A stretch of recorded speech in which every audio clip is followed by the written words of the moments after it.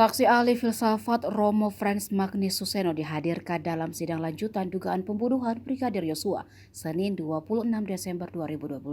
Romo Frans dihadirkan sebagai saksi meringankan terhadap terdakwa Barada Richard Eliezer. Dalam keterangannya ada pernyataan menarik yang diutarakan Romo Frans tentang lembaga kepolisian. Romo awalnya membahas tentang filosofi moral, yang mana ia menghubungkan antara perintah atasan kepada bawahan. Ia mencontohkan ada orang atas perintah orang lain menembak mati seseorang. Secara etis, orang itu sendiri kualitas moralnya harus dinilai bagaimana. Di sini pelaku diperhadapkan pada dua norma. Pertama, menembak mati orang yang sudah tidak berdaya tidak bisa dibenarkan. Kedua, diberi perintah oleh orang berhak memberi perintah supaya melakukannya. Dalam etika normatif ia harus bisa menolak. Namun di situasi itu melaksanakan perintah adalah budaya yang ditanamkan di dalam orang-orang instansi kepolisian misalnya. Romo Magnis menambahkan pertimbangan kalau polisi satu-satunya lembaga dalam masyarakat yang berhak melakukan kekerasan seperlunya, kadang-kadang sampai menembak. Polisi dalam melaksanakan undang-undang boleh mengekang orang,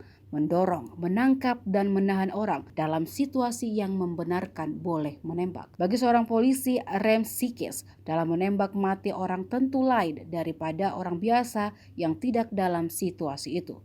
Pendosa besar karena Tuhan juga tahu manusia bisa bingung, tidak tahu apa menjawab.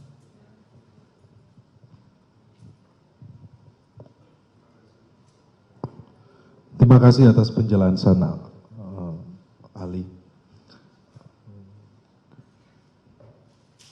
Baradae adalah seorang anggota Polri yang terikat oleh kewajiban untuk mengikuti perintah atasan, termasuk saat diperintah untuk menembak orang. Bagaimana saudara Ali melihat tersebut dari sudut pandang etika? Dari sudut pandang etika, di situ kita bicarakan dengan sebuah dilema moral. Di satu pihak, harusnya dia tahu bahwa yang diperintahkan itu tidak boleh diperintahkan. Tentu di situ juga bisa dipertanyakan apakah misalnya dalam budaya yang sangat mementingkan perintah, batas wajib melaksanakan perintah dibicarakan. Saya tidak tahu sama sekali hal itu. Jangan-jangan para, katakan saja misalnya di polisian, para polisi itu hanya dididik, pokoknya kamu harus taat selalu. Nah, secara etis dalam dilema itu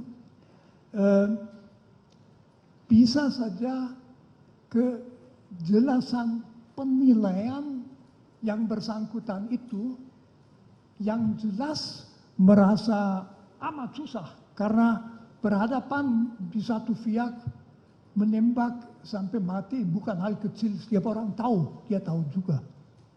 Di lain pihak yang memberi perintah itu orang yang juga dalam situasi tertentu malah berhak memberi perintah untuk menembak mati. Jadi di situ di dalam dia dari sudut etika dalam situasi bingung, etika akan mengatakan kamu, saya, jangan begitu saja mengutuk atau mempersalahkan dia. Objektif dia salah.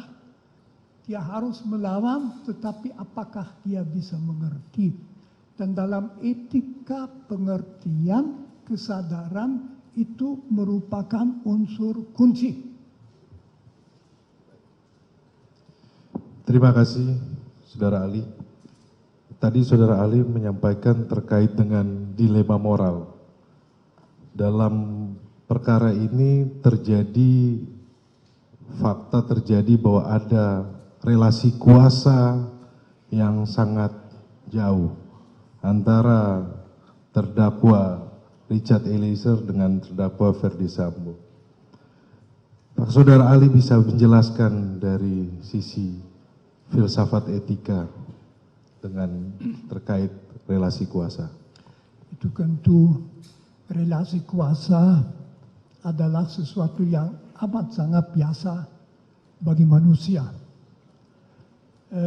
Relasi kuasa pada dasarnya adalah bahwa orang berada dalam situasi di mana dia atau berwenang memberi perintah yang harus ditaati atau dia wajib melaksanakan perintah.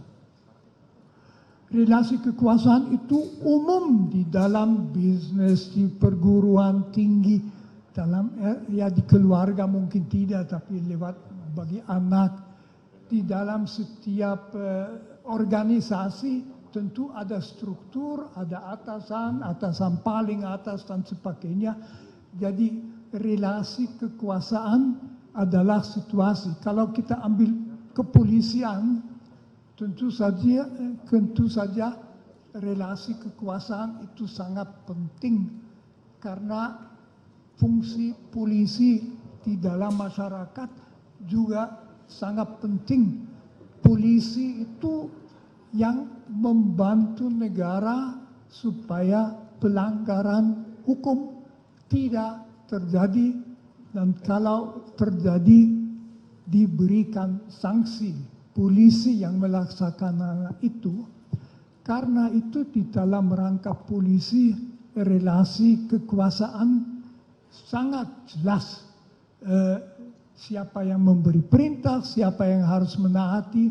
Kalau saya tidak salah observasi itu bahkan kelihatan dalam dua orang polisi ketemu, kalau yang satu lebih tinggi kelihatan dengan bentuk tubuh itu berbeda. Itu di dalam bisnis tidak demikian. Jadi relasi kekuasaan di situ berarti bahwa orang yang dalam relasi harus taat selalu akan mengalami tegangan, kesulitan kalau dia diperintah sesuatu yang dia sendiri merasa tidak boleh dilaksanakan. Itu masalahnya.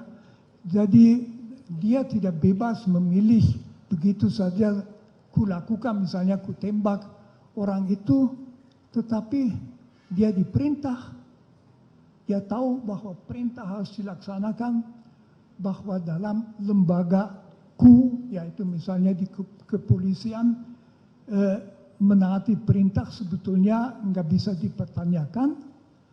Nah itu yang lalu berarti kalau dia melakukan sesuatu yang secara etis ansih pada dirinya sendiri tidak bisa dibenarkan, bisa juga dianggap bahwa dia tidak sepenuhnya bertanggung jawab atas itu.